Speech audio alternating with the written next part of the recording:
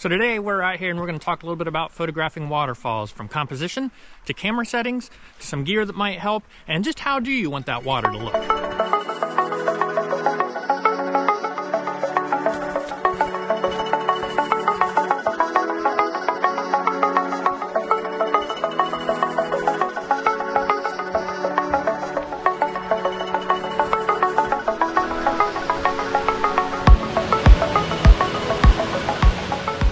Okay, so today we are going to talk about photographing waterfalls. And I've talked about a lot of these steps independently in various videos. I've talked about looking around for your shot. I've talked about some of the gear we're going to talk about. And I've talked about shutter speeds and long exposure. But today we're going to put it all together and how to photograph waterfalls. And we're going to cover a little bit of composition, a little bit of camera settings, and a little bit of camera gear. And we're just going to sort of put that all together and sort of call this a guide to photographing waterfalls. So we all know, if you've watched the channel, waterfalls are one of my favorite things to shoot. I still love to shoot them. Waterfalls are awesome to me. I like them, and I don't care what anyone else says. So that's what we're going to talk about today.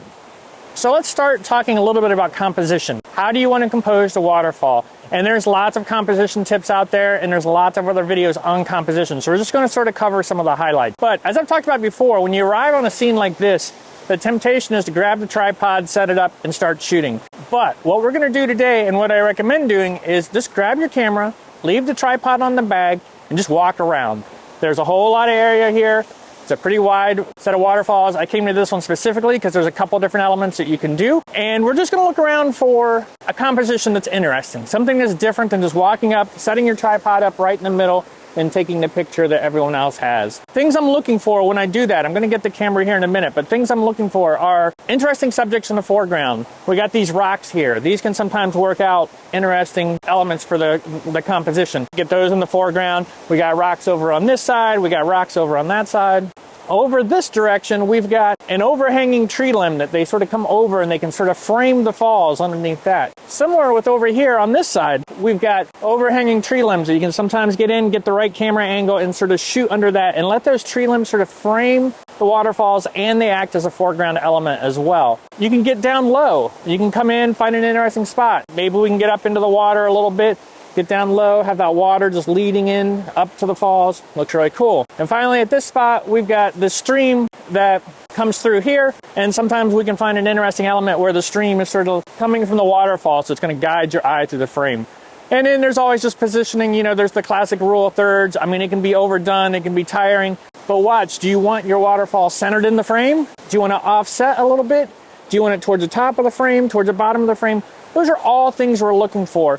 So we're going to grab the camera, and we're just going to walk around with the camera, no tripod, and just sort of get probably 2 or 3 shots in mind that we want to take today and practice with that. But that's sort of what goes in the composition. Like I said, my big rule here is don't rush into it. Don't get that tripod set up right away. Grab your camera, handhold it, walk around, enjoy the moment, handhold a couple scenes, see what works, get your top 2 or 3, then get the tripod out. So let's do that.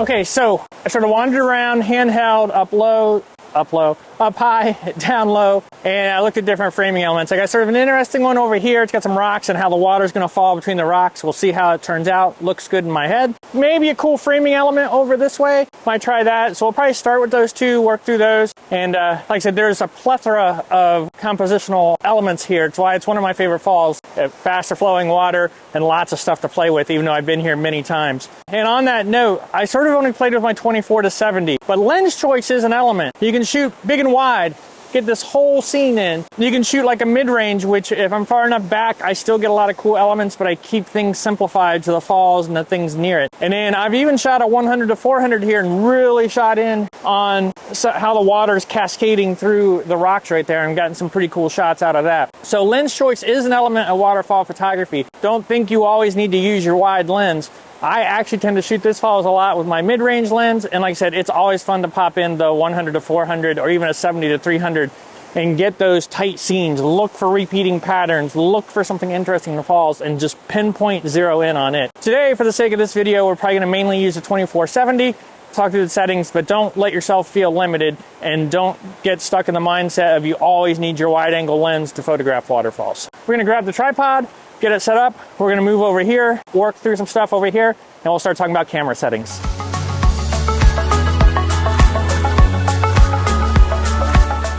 We're going to start out with a low composition on this one, so I'm not even going to bring the legs out on the tripod. We're just going to set it up like this because I'm going to shoot over here down low and try to frame the waterfall between the rocks. So that's why we're not even extending the legs.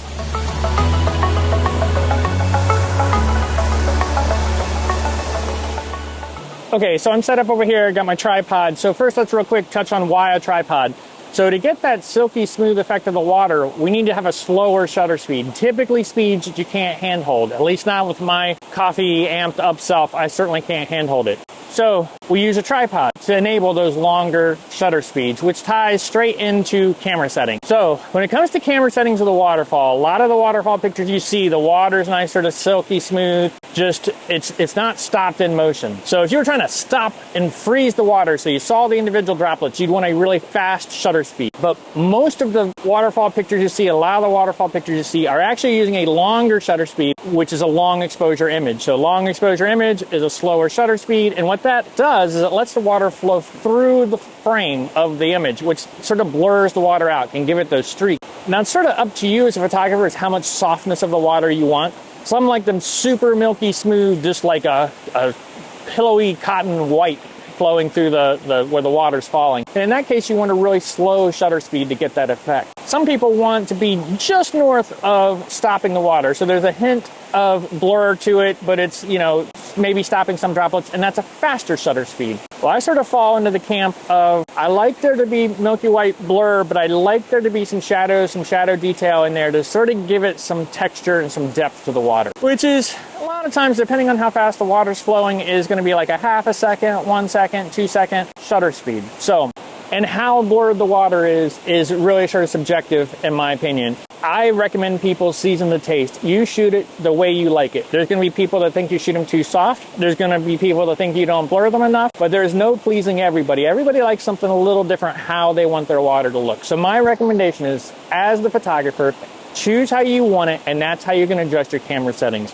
You should be the one happy with your image. I guarantee there will be other people out there that like the way you photograph the water, just like I can almost guarantee you there's going to be people that think you're doing it wrong. But it's sort of subjective. To me, this is an element of landscape photography that's sort of seasoned the taste. So let's dive into the settings and where I start at. So for this image, what I've got, like I said, this is one of my compositions. I got some rocks in the foreground here. The water's falling between these two rocks up there. I got the water coming towards me. So I got several elements here in this frame. And where I start is I'm going to set my ISO to 64. If your camera can't do 64, go to ISO 100 because that's going to help you, one, get a less noisy image, and two, help you get to that point where your shutters run a little slower so you can get that blur for the water effect. Then I'm going to work with my aperture. I will start anywhere from f8 to f16, and we'll adjust that later as I need to make some shutter speed adjustments. Once I have the ISO set to 64 or 100, my aperture set to where I want to start, we'll say f14 here because there's a lot of depth of this view. So we'll start at f14. I'll look at my histogram, set my shutter speed. So let's go ahead and do that real quick. Fairly dynamic range here because the water's white. So I'm going to speed up just a touch so I don't blow out the highlights, which is going to make my darks a little darker, and my focus point in there. And so now my shutter speed's 1/1.3. We're going to take a quick picture. And it's really not bad. The water sort of blurred pretty good. Not too terrible. It's actually right about where I like to be for the motion blur. So in this case, it looks good. But if I wanted to slow the shutter down, because maybe we're just for sake of example, we want an even softer water.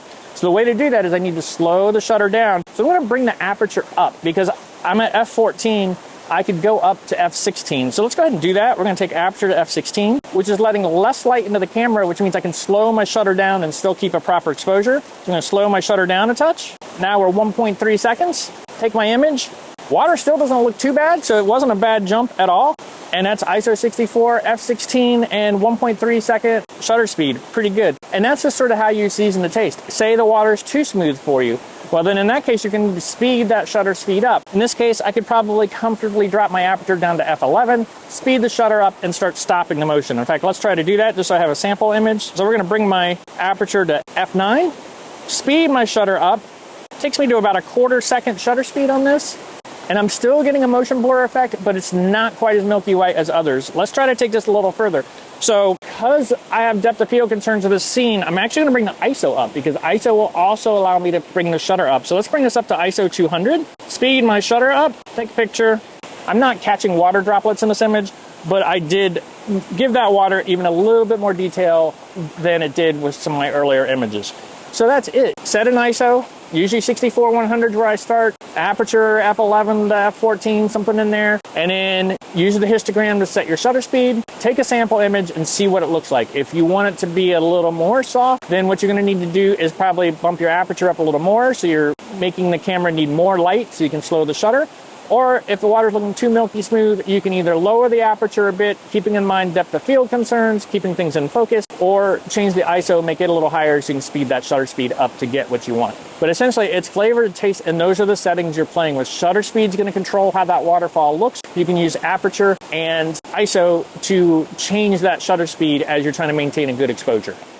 So you may be asking, well, why can't you just tell me the shutter speed I need to photograph the water? And that is because you can really only get into the ballpark. Water moves at different paces, so it's going to move through your frame differently. So this waterfall today could be a different shutter speed than it is in the summer when there's not nearly as much water flowing. Less water, it's moving slower, slower shutter speed needed to get some blur. I've been here after like a spring rain or snow melt where that water is just raging, and I'm actually having to speed the shutter way up just to keep from over blurring it to my taste. So that's why there's not a set, go set your camera to ISO 100, f16, shutter speed of 1 second, and all your waterfall pictures are going to look perfect, because the amount of water and how fast it's flowing through your frame is going to impact what shutter speed you need. So it's more important to know how to adjust the shutter to get the look you want than it is to be memorizing a specific shutter setting. The other element that can change how this would look is if I'm zoomed into the water, same flow. Right now I'm a little bit wide. I think I'm shooting it, about 30 millimeters or something like that. But if I switch to my 100-400, really zoomed in, punched in on that image, that water, because I'm zoomed in, that water is going to be moving faster through the frame. So if I were to zoom in, the same settings I'm using right here with my 24-70 at about 30 millimeters, I would actually need a faster shutter speed to get a similar look when I'm zoomed in. Because again, the variable here is the rate at which the water is moving through the frame. Water flow can change that, and how much you're zoomed in or out can change that, and that's going to impact the shutter speed. Okay, and there is a little bit of gear that can help you with your waterfall photography. We went over the basic camera settings, how to use those to get there, and that'll work. When you're just getting started, use it. I shot many a waterfall without any kind of extra gear, any kind of filters or anything like that. But when you're ready to sort of step up your game, there's a couple filters that can really help you get the shots that you might otherwise miss. The first is a CPL. That is a circular polarizer, and I've talked about this in other videos. I'll link, I never remember which way, in the video, but down in the description too, I'll link to some of my circular polarizer videos and why you might want to consider them. But high level, what a circular polarizer does is it'll remove the glare from the water. So up here in the scene, we've got water to the sides of the moving water. Sun catches that, causes a glare, just gives it this sort of ugly reflection. Circular polarizer will sort of cut through that glare and let you see, it'll darken the rock a little bit, let you see a little more details. The water here in front, the sun's catching off of it. It'll help reduce those reflections and just give you a less glary look, if that makes any sense. The other thing it'll do is because it's pulling glare off, it's going to pull it off the vegetation and everything, which gives the image a more saturated look straight out of the camera. I think it's a really good look. I love to use a CPL, use it all the time for waterfall photography. So what I've got here is I've got my case filters right here, these Case Wolverine magnetic filters.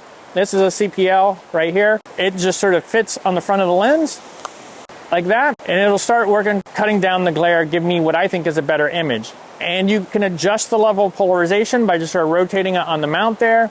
And you just sort of look at the back of the camera, turn until you see the reflections sort of diminish and you can get your shot. CPL is probably one of the filters I recommend people to get first when they've decided landscape photography is going to be a serious interest for them. To me, a CPL is just one of the more useful filters if you've only got budget to go buy one. CPL is what I like to recommend. But great for waterfall photography, cuts down on the reflections, Gives a little more detail, gives you a little more saturation, and just gives that really, what I think is an awesome look. The other thing a CPL will do is usually knock you down a half stop to a stop depending on the filter, which means you can slow your shutter speed a bit more. So if you're right in that weird spot, if you don't want to crank up to a super high aperture because you're worried about diffraction and softening your image a bit, the CPL might buy you just that little bit of stop you need to slow that shutter just where you want it to get that effect in the water you want.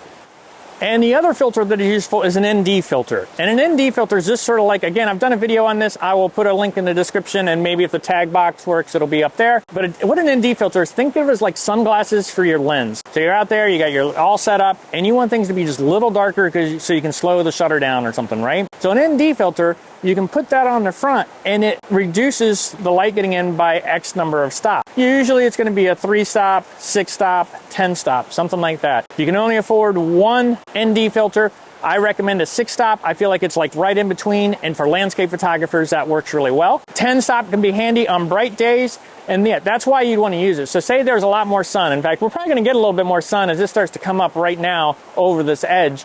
And it could be that in order to slow my shutter speed, that I'm run out of aperture, I can't go any higher, I can't slow my ISO down anymore, and my shutter speed is still too fast. That's where an ND filter really comes in useful.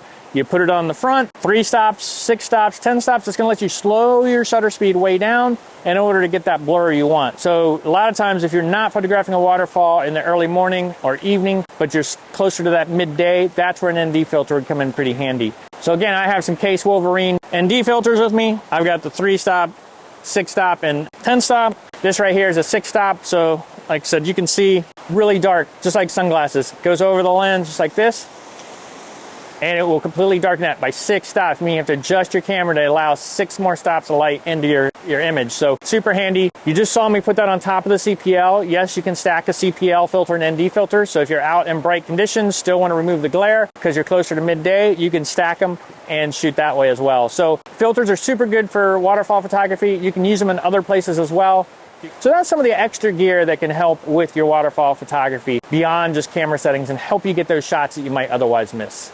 So real quick here, I'm just going to demonstrate the shot without a CPL filter like I started initially, and one with the CPL filter. So we're going to start here, get my exposure set the way I want. We're actually going to drop my ISO back to 64, aperture back up to like f16, slow the shutter speed down so I can get that effect I want, focus in, take my shot. Cool, I like everything, it looks good. I've got a lot of glare. This is where the CPL comes in. We're going to take the CPL, toss it right there on the front, rotate it to find out where the glare goes away.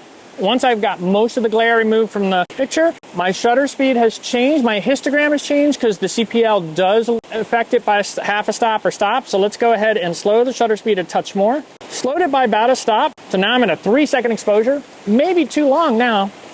Not too bad, the water's moving pretty good, and this is pretty close to what I want. Obviously, like I said before, you can season the taste. If I don't like the water, what I would do, if it was too soft, I would probably bring my ISO up to like ISO 100, speed the shutter speed up a touch, and I'd get real close back to where I was pre-CPL, but still without the glare. So that's where the filters are super handy.